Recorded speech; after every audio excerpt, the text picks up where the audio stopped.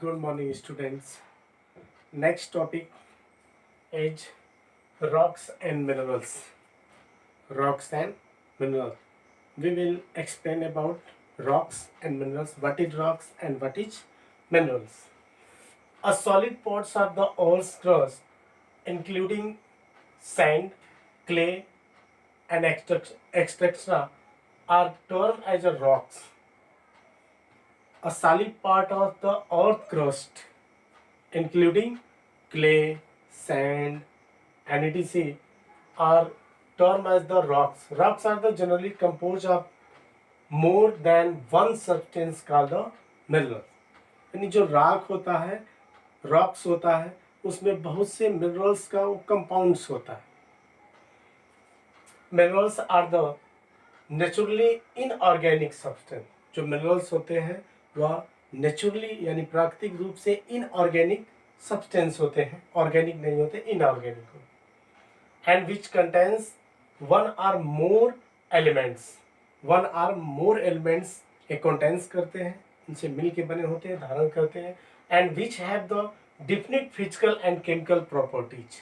और इनकी एक definite chemical and physical properties होती है, एक निश्चित उनका केमिकल और फिजिकल प्रॉपर्टी होता है.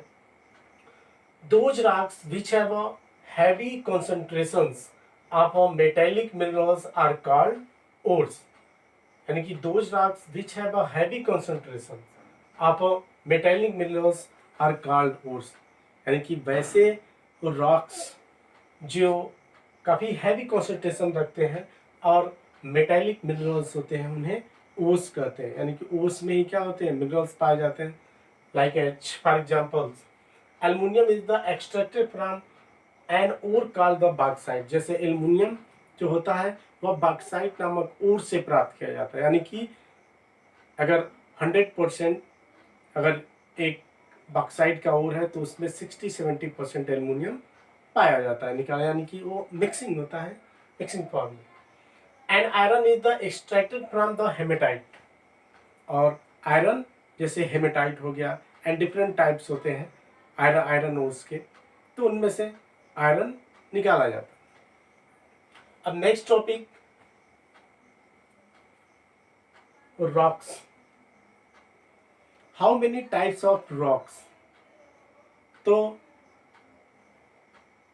rocks are mainly three types: igneous rocks, sedimentary rocks and metamorphic rocks. अब वन बाय वन करके हम लोग एक्सप्लेन करेंगे. तो फर्स्ट है igneous rocks. The rocks that form due to the solidification of the magma are called the igneous rocks. यानी कि वैसे रॉक्स जो किस वजह से बनते हैं, solidification of the magma. Magma अभी मैंने जब पढ़ा रहा था वोल्केनिक इरप्शन या जो अर्थ के अंदर की क्रस्ट के बारे में और मेंटल और कोर के बारे में, तो कोर में मैग्मा पाया जाता है, और जहाँ पे अर्थ की सरफेस वीक होती है तो मैग्मा क्या होता है, वह लावा के फॉर्म में बाहर आता है. और कुछ मैग्मा जो होता है अगर अर्थ को तोड़ के बाहर नहीं निकल पाता है तो वो धीरे धीरे क्या होता है, वोल्केनिक इरप्शन से साइड होके अर्थ की सरफेस यानी कि क्रस्ट के नीचे ही क्या होता है, वह कूल होने लगता है, और कूल होने के साथ साथ वह रॉक्स के फॉर्म में कन्वर्ट हो जाता है. तो igneous rocks are the two types. इसको इग्नियस रॉक्स कहा जाता है, इसे हिंदी में आग्नेय शैल कहा जाता है, और इसका जो कलर होता है वह आग की तरह होता है, इसीलिए इसे इग्नियस रॉक्स कहा जाता है. मैग्मा जो होता है वह रेड कलर लिए हुए रहता है, क्योंकि हीट और प्रेशर के कारण यह मोल्टन स्टेज में रहता है.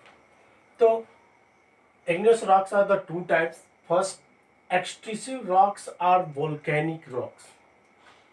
Extrusive rocks are volcanic rocks. Simple सा है कि वोल्केनिक रॉक्स यानी कि ऐसे रॉक जो वोल्केनो से बाहर निकलते हैं. तो वोल्केनिक इरप्शंस होते हैं, उनसे मैग्मा लावा के फॉर्म में बाहर आता है, वो रेड कलर का रहता है, और जब बाहर आने के बाद जब स्लोली या धीरे धीरे जब वो कूल होता है तो वह रॉक्स के फॉर्म में कन्वर्ट हो जाता है. तो इसे वोल्केनिक्स आर एक्सट्रूसिव रॉक्स कहते हैं.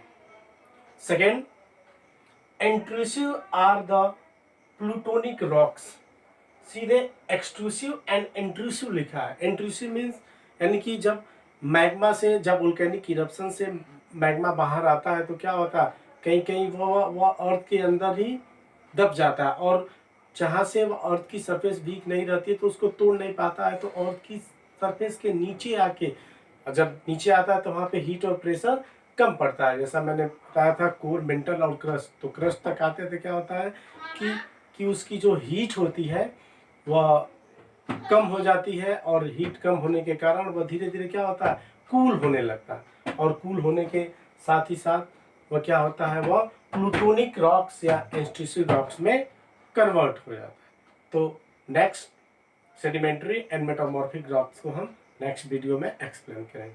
Thank you.